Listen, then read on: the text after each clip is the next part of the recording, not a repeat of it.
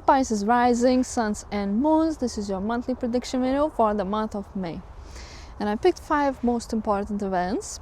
And the first one is full moon in Scorpio on the 11th degree on the 1st of May and in the 9th house. So this might be this gentle little influence that you might not really notice unless you want to travel, unless you planned a travel.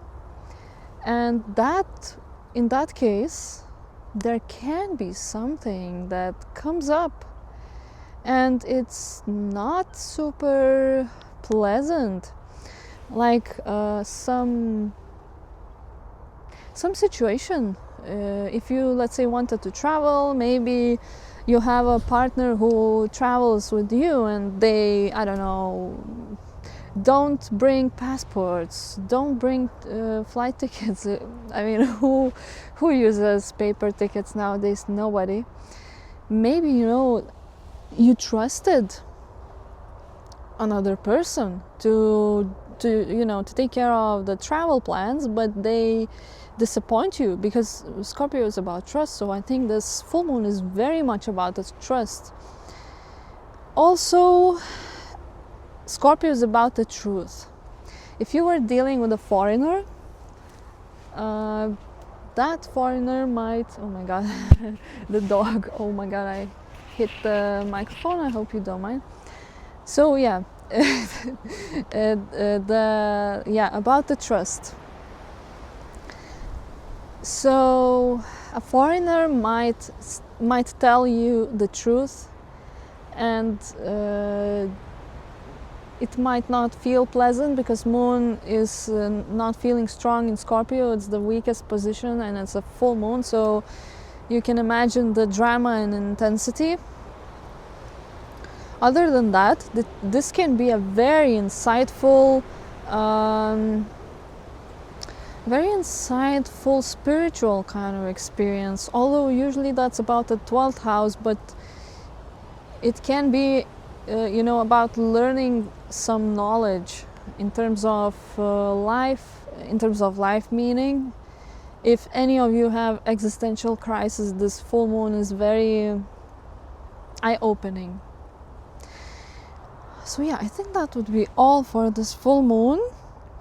Then we have Pluto retrograde in Aquarius on the 5th degree, and it's happening on the 6th of May, and it's happening in the 12th house. You're that person that's having something happening behind your back. And this is mostly for ascendants. And this thing that's happening behind your back is it's a challenge, but maybe you don't see it, but you will find out in many years when Pluto enters Pisces. That's when you will find out. Obviously this is not for everyone, you may find out something much earlier if Pluto aspects your personal planets. But anyways, this Pluto can disrupt your sleep a little bit, and it's going retrograde, so it's intensifying for a little bit. It can cause some, it can cause interesting dreams, actually, like with symbols, very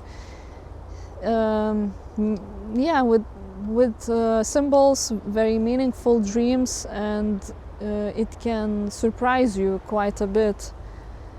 And it's very favorable to do hypnotherapy when Pluto is there in the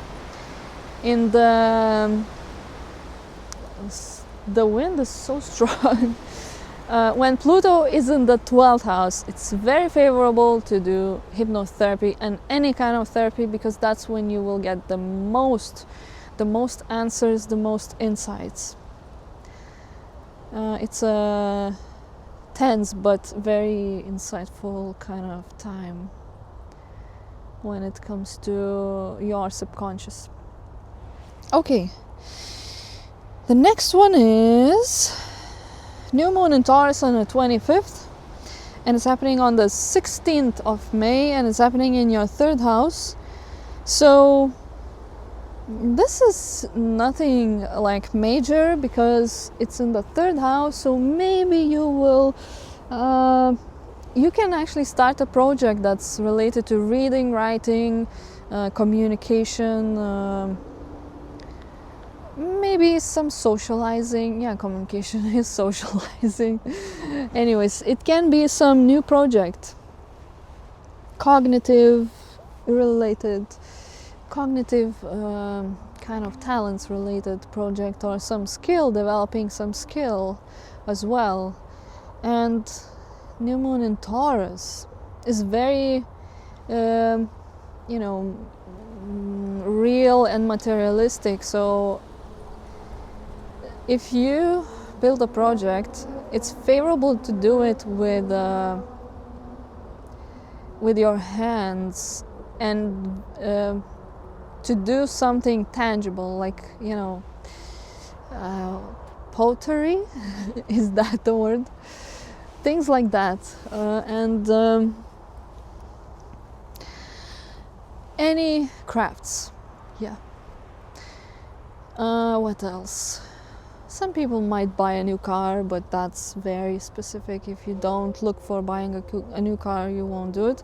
Also, if you need some renewals or something to change about the car, you might do it as well. Okay, I think that's all for the new moon. Let's move on to Sun ingressing into Gemini conjunct Uranus on the 0 or 1st degree on the 21st of May, and it's happening in the 4th house. So you are seeing the unusual events that are going to happen for the next 7 years at your home. You will see sudden changes, maybe sudden changes of opinion of your family members. Something happening, with your family members that are rather unexpected. Like, let's say one of your family members says, I am moving tomorrow. I mean, that's a very silly kind of example, but yeah, these things can happen. And also about the mom and the dad, but I would say about the mom more. It reflects some unexpected kind of, events, or unexpected kind of actions and opinions, especially because it's in Gemini. Yeah, and Sun is highlighting it, so you will see on that day. It would be very interesting to just see and watch what happens, because that day it's very highlighted. My hair is just, the wind is not making it easy. Okay, full moon in Sagittarius on the 9th degree on the 31st, and it's happening in your 10th house. So this is some situation at your work that is a little bit dramatic, a little bit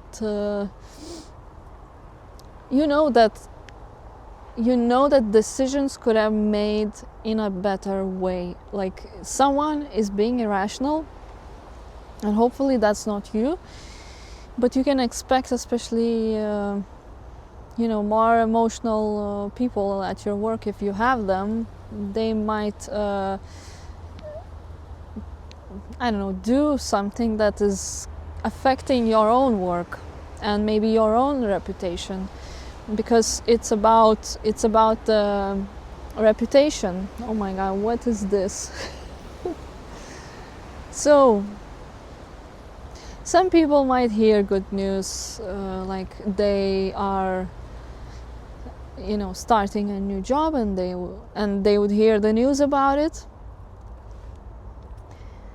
And yeah, I think that would be all. And it's in Sagittarius, so some might hear the news about a job abroad. Okay, I think that will be all. Thank you for watching. Please hit the like, please hit the subscribe, please drop a comment, please do whatever you want except unlike and subscribe, and see you next time in June.